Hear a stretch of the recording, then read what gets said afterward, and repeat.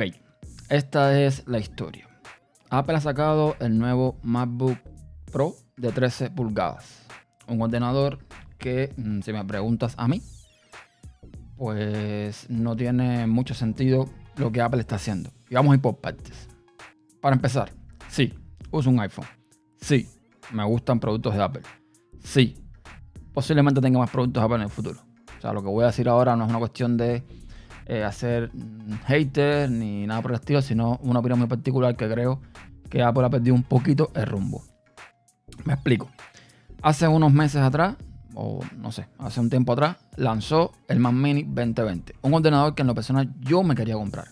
Un ordenador que me es conveniente porque yo tengo ya un PC, tengo 2 monitores, tengo teclado, tengo mouse y estaba buscando algo más pequeñito que además tuviese MacOS, porque al final lo que hace de un Mac, de un MacBook, de un iPhone interesante es el sistema, no el hardware, ¿ok?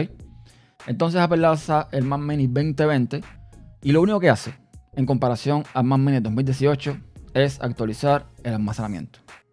Más nada. Deja el procesador de octava generación, deja la memoria a la velocidad de 2060 y algo, 1066 MHz, después lo vamos a ver. No hace más nada, no hace absolutamente más nada. Y claro, tú me dirás, ok, pero con un i7, un i5, un i3 de octava generación tú puedes trabajar. Claro que puedo trabajar. Pero el problema es que si tú vas a comprar un ordenador en pleno 2020 que te debe durar 5, 10 años, tú siempre vas a querer tener el último hardware. Por una cuestión de lógica.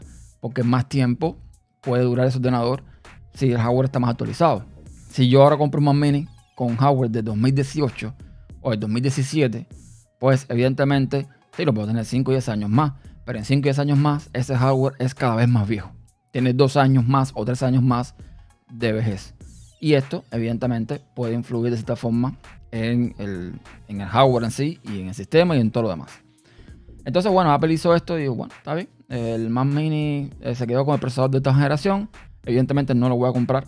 Sí sé que tú puedes con el Mac Mini, por ejemplo, poner una eGPU y hacer que el producto sea mucho más potente. Tú puedes hacer una serie de cosas. Eso yo lo sé. Y que tiene los puertos Thunderbolt, que son PCI, que tú conectas ahí un disco duro externo y es como si tuviese un disco interno. Toda esa serie de cosas ya la sé. Pero sigo diciendo que un procesador de octava generación no tiene ningún sentido. Entonces ahora Apple viene y lanza el MacBook Pro de 13 pulgadas. Anteriormente a eso había lanzado el MacBook Pro de 16 pulgadas y el MacBook Air, que vamos a hablar de él ahora en un momento. Lanza el MacBook Pro de 13 pulgadas y no se le ocurre otra cosa que dejar el que ya estaba en venta con algunas modificaciones y poner uno nuevo, que es el que ya estaba en venta con algunas modificaciones. Porque básicamente tanto el MacBook nuevo como el MacBook que ya estaba son lo mismo. Exactamente la misma, o por lo menos el mismo factor forma. No cambia nada en cuanto a pantalla. Se decía que venía con pantalla de 12 pulgadas. No viene con pantalla de 12 pulgadas.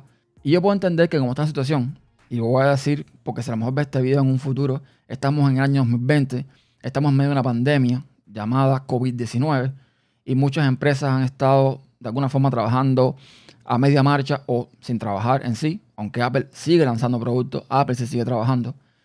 Y bueno, yo puedo entender que por una cuestión de la situación como está, bueno, tú lo que hagas es reutilizar lo que ya tienes, etcétera, etcétera.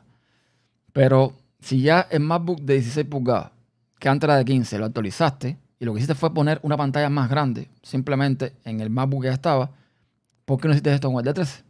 Pero bueno, vamos a suponer que tienen sus motivos.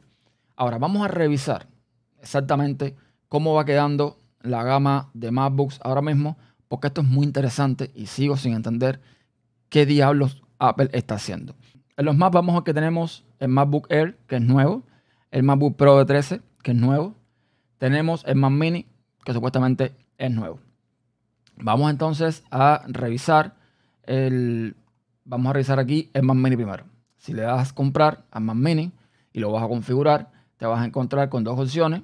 La básica de $799, la más arriba de $1099. Y como ven, el procesador sigue siendo de octava generación. La memoria a 2666 MHz de DDR4.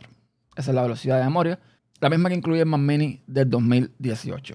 Si lo seleccionamos y lo configuramos un poquito, le ponemos, por ejemplo, el i7, le ponemos 16 GB de RAM, que como mínimo creo que al día de hoy ese sería el estándar. El almacenamiento 512, recordemos que antes venía con 256, ahora viene con el doble. Es lo único que cambió Apple en este caso. Nos encontramos que el precio es de $1,499 sin impuestos. ¿Ok?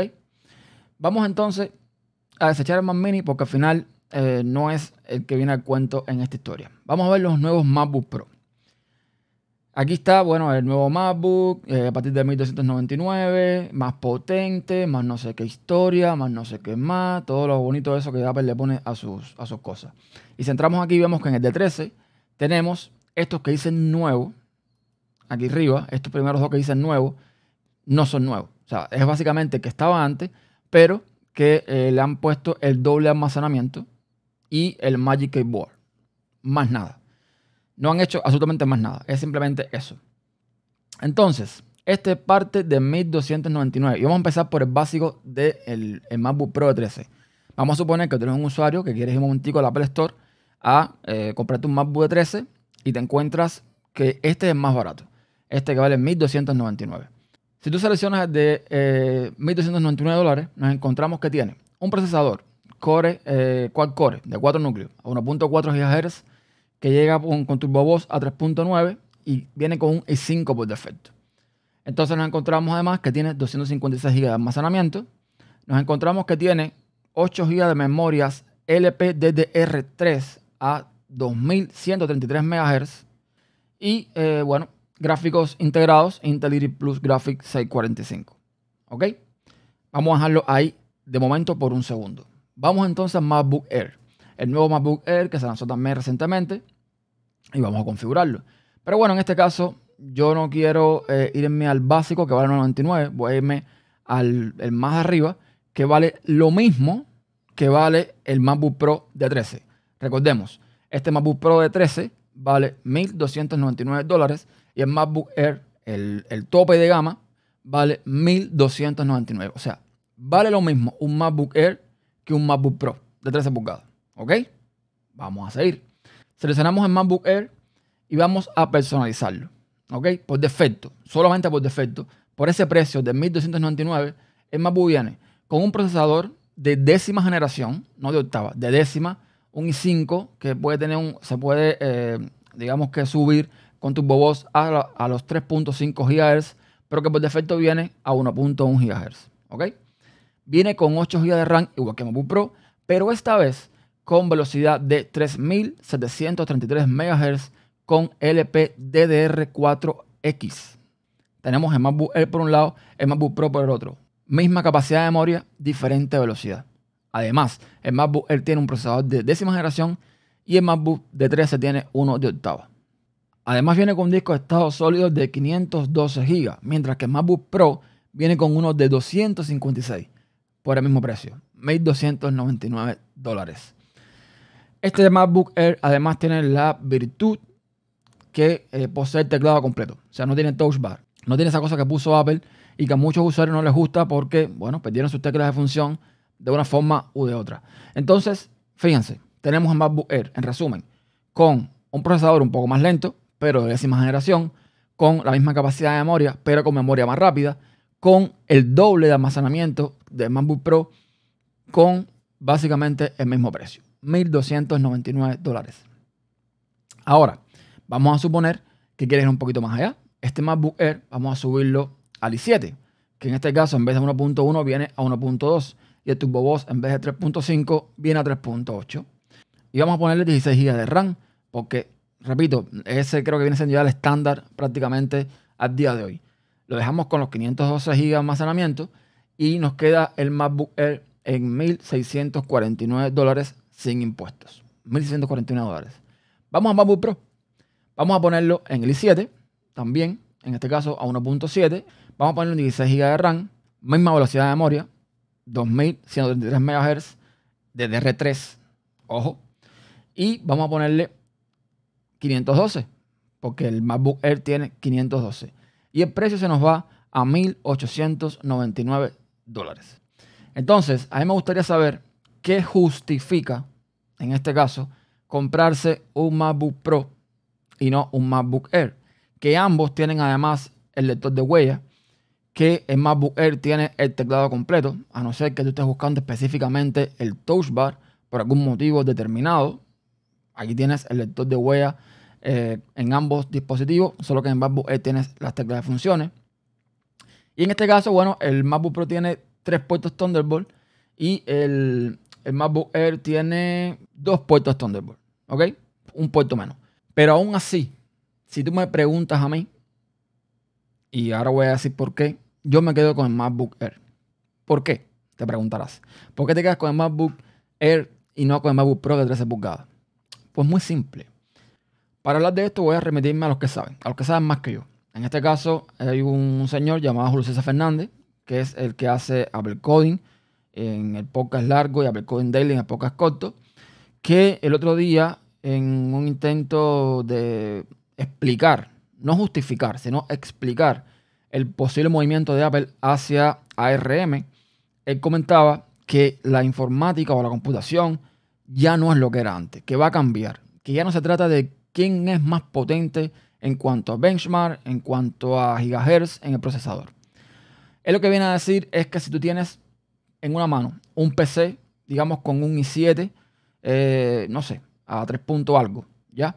Y tienes en la otra un MacBook que tiene quizás un i5 o también un i7, pero a menos velocidad, digamos a 1 punto algo o a 2 punto algo, no necesariamente el i7 que está en el PC va a ser más potente que el MacBook. O sea, en números sí va a ser más potente. Pero resulta que este i7 del PC tiene que hacer todo el proceso que conlleva el ordenador. Dígase, por ejemplo, encriptado, decodificación de video, gestión de audio y sonido, o sea, toda una serie de cosas que este i7 tiene que hacer. Sin embargo, este de aquí, el del MacBook, no. Porque el MacBook tiene además un chip especial, el chip T2, que se encarga de la encriptación, de la decodificación o codificación de video, creo que también del audio, etc. Entonces, en resumen, este i7, que es un poco menos potente, de todos modos no se va a ver afectado porque tiene un chip extra que lo va a ayudar en las cosas que tiene que hacer y por ende la potencia o digamos el rendimiento va a ser casi igual que este de aquí, que va a tener todo ese procesado de información, todas esas operaciones las tiene que hacer por sí solo, sin ayuda de ningún chip y por ende va a rendir un poco menos. Además, le ponemos a esto un extra y él hablaba de la optimización del software, que no es menos cierto. Es decir, si tú en el MacBook, que tiene un procesador un poco menos potente, pero tiene además un chip que lo ayuda, y además tú tienes un software que está optimizado para que gestione bien digamos, esa administración del procesador, de delegar responsabilidades en lo que está haciendo, pues evidentemente el MacBook va a ser mucho más, digamos, eficiente que el PC con un i7 mucho más potente. Por ejemplo, tenemos el caso de Final Cut Pro, la aplicación para editar videos profesionales en Apple, que va como un tiro. Sin embargo, si ponemos una aplicación cualquiera del cero, una Adobe, lo que sea, un editor de video, no va a ir tan optimizado como esa aplicación que es propia de Apple. Y entonces, en resumen, si partimos de esta base, volvemos aquí y nos encontramos que este procesador del MacBook Air a 1.2 GHz de 10ª generación, con mucha más velocidad de memoria, posiblemente va a ir igual o quizás hasta mejor que este MacBook Pro de 13, que tiene menos velocidad de memoria, que tiene un procesador mucho más viejo y que, bueno, al final la optimización de MacOS hará que este MacBook Air rinda como el MacBook Pro. Si me preguntan a mí, repito, si tú me preguntas, no, ¿en qué me gasto mi dinero? Quiero un ordenador en el que pueda hacer determinadas cosas y quizás exprimirlo un poquitico y editar algún video y demás, pues yo te diría, vete por el MacBook Air. Al final los dos son ordenadores portables, al final los dos tienen todo soldado en placa, al final los dos van a rendir prácticamente lo mismo y aún así el MacBook Air te va a costar $200 menos. Si volvemos al MacBook Pro, por ejemplo, vamos aquí al MacBook Pro de 13 y vamos a irnos al tope de gama, al nuevo como tal que salió y vamos a seleccionarlo aquí, este que vale $1.999. Este viene ya por defecto con un i5 décima generación. Viene con 16 GB de RAM, igual que el MacBook Air, la misma memoria, LPDDR4X. En este caso viene con 1 TB de almacenamiento, no con 512. Y por ese conjunto de cosas lo tenemos en 1999. ¿Ok? Si a este le pongo el i7, si le pongo, bueno, el almacenamiento sigue siendo el doble, 1 TB, no lo voy a tocar. Lo voy a dejar también 16 GB de RAM. Me cuesta $2.199. ¿Ok? El MacBook Pro con un i7, mucho más rápido que el del MacBook Air, con 16 GB de RAM, con 1 TB de almacenamiento, el doble del MacBook Air, me cuesta $2.199. Sin embargo, el MacBook Air, lo mismo, vamos a ponerle 1 TB de almacenamiento, ya, para equipararlo al MacBook Pro, te va a costar $1.849. Te sigue costando mucho menos. Y realmente dudo mucho, pero dudo mucho que el rendimiento que le vas a sacar a este MacBook Pro en cuanto a potencia sea muy diferente al que le va a sacar al MacBook Air. Si me preguntan a mí, realmente el Pro a los MacBook le sobra. Si quiere, Apple le puede decir MacBook Plus. ¿Ok? Tienes el MacBook Air y tienes un MacBook Plus, que es un poco más. Pero lo de Pro le sobra. Que sí, que yo sé que muchas personas editan sus videos en MacBook Pro, que es un equipo que realmente, bueno, va a una potencia razonable, que todo lo que tú quieras hacerme. Todo lo que tú quieras hacerme. Pero al final, vamos a definir qué cosa es Pro. ¿Qué es para Apple ser Pro? Porque para mí, Pro es el Mac. El nuevo Mac Pro, eso es Pro. Porque es un equipo que tiene la potencia suficiente para pedirle lo que tú quieras. Puedes hacer un trabajo simple o puedes hacer el trabajo más duro que seas capaz de hacer. Y el Mac Pro te va a cumplir. El iMac Pro, por ejemplo, también es Pro. Tiene procesadores Xeon. O sea, son procesadores potentes que si vas a hacer trabajo de verdad duro, te van a responder. Pero un MacBook Pro con un i7, a eso tú lo llamas Pro. No sé. A eso súmale que si quieres hacer un trabajo de verdad pesado de video con una calidad de imagen bestial, una Intel Iris integrada no te va a servir. La puedes usar, claro que la puedes usar. Tú puedes usar cualquier ordenador con esas capacidades para hacer lo mismo. ¿Ok? Tú puedes coger un PC, una laptop con un i7 o con un i9, con 16 GB de RAM y vas a hacer exactamente lo mismo. Lo único que va a cambiar va a ser el software. Pero realmente eso es Pro. Cuando tú tengas que hacer un trabajo duro de edición de video o de fotografía, pero un trabajo duro, ¿verdad? Pesado, al final la movilidad que tienes con un MacBook, de cierta forma la vas a tener que perder. Porque vas a tener que engancharle una GPU, o sea, una tarjeta externa, para que realmente procesar ese video como tiene que ser. Así lo veo yo. Puedo estar equivocado, evidentemente. Puedo no tener razón. No digo que no. Pero así lo veo yo. Quizás si nos vamos un poco más a los detalles más técnicos, veamos que le podemos sacar un poco más de provecho por aquí, un poco más por allá. Pero en resumen, para mí, el Pro al MacBook le sobra. MacBook Plus, sin duda. MacBook Air, sin duda. Pro,